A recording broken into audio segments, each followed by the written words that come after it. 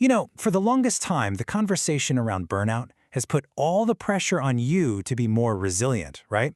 Well, today, we're going to flip that script. We're going to explore a powerful new way to look at this crisis, one that shifts the focus from our individual toughness to the health of the entire system we work in.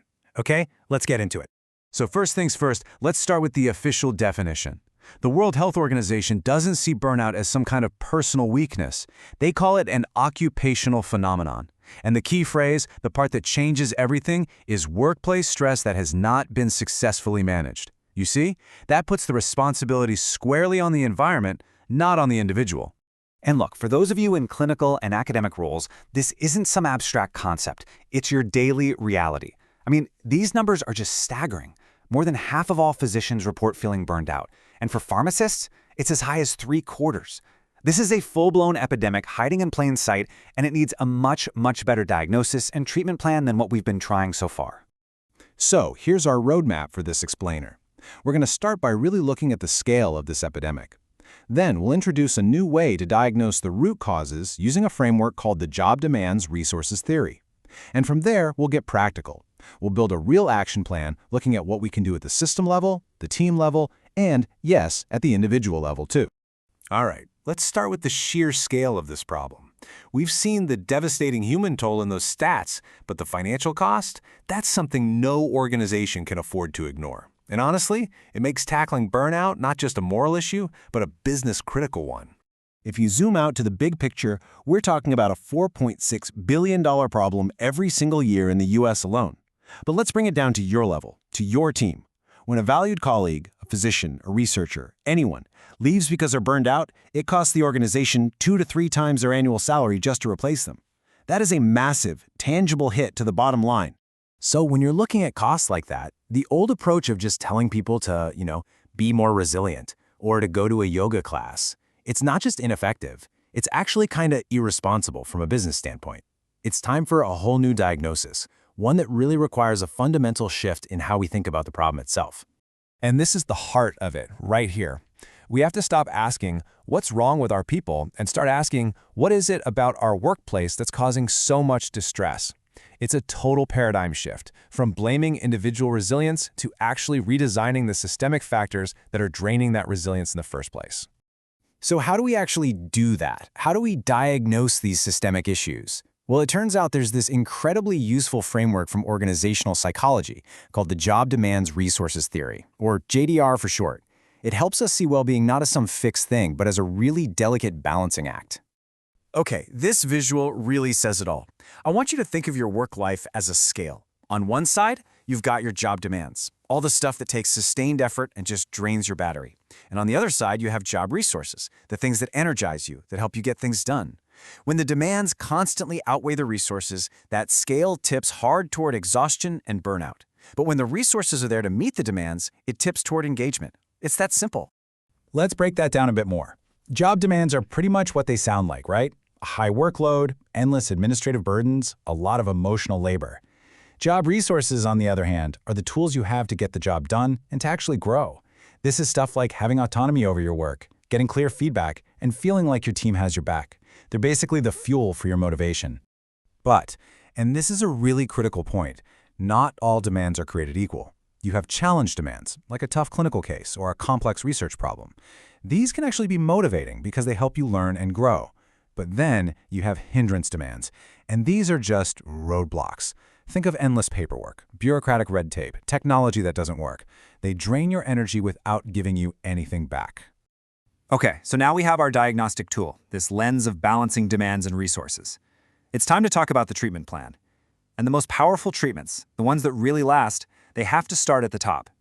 So let's build our action plan for the system itself.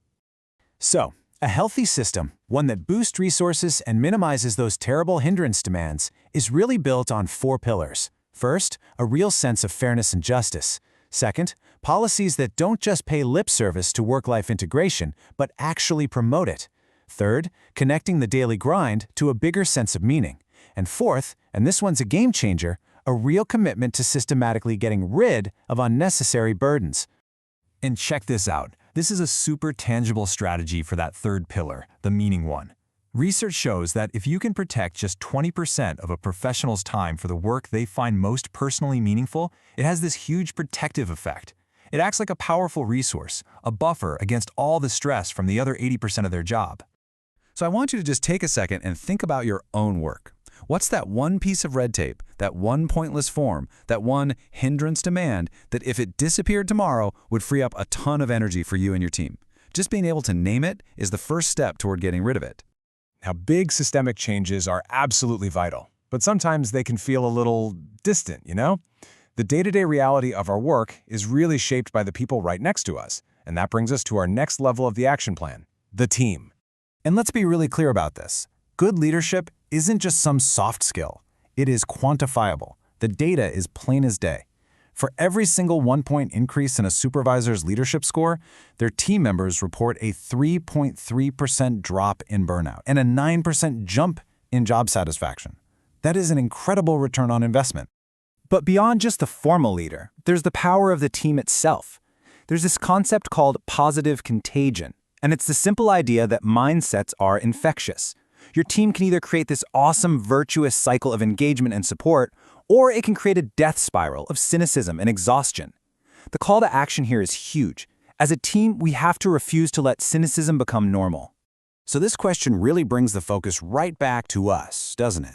How can we, in our own roles, help build a culture of psychological safety where people feel okay speaking up? How can we be a source of that positive contagion, especially when things get tough? And finally, we come to the individual. But let me be absolutely clear about this. This is not about going back to blaming people for not being resilient enough. Not at all. This is about empowerment. While we fight for systemic change, there are absolutely things we can do to manage our stress and actively shape our roles for better well-being. A really simple but effective model for this is recognize, recover, rebuild.